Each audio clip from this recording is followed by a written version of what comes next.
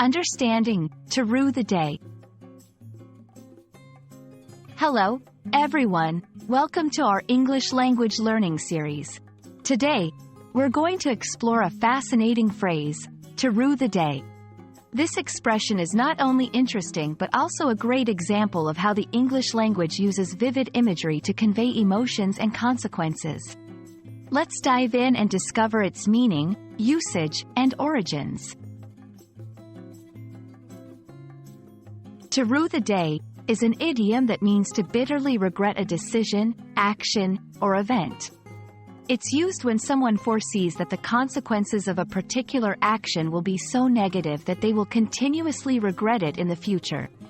The word rue in this context means to feel sorrow or regret, especially in a slightly formal or old-fashioned way. To help you understand how to use this phrase, here are some examples. 1. She will rue the day she decided to turn down that job offer. 2. He might rue the day he chose to challenge his boss publicly. In these sentences, the phrase is used to predict or express regret about a decision that is likely to have negative consequences. The expression dates back several centuries, with rue being an Old English word derived from the Germanic root for sorrow.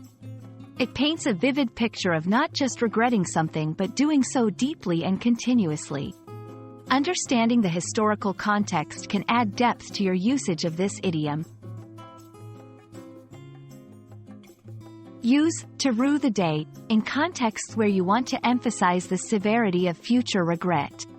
It's particularly effective in formal writing or speech, and in narratives or arguments where you want to stress the long-term consequences of an action. However, be mindful of its slightly dramatic tone, so it fits the context appropriately. That's all for To Rue the Day.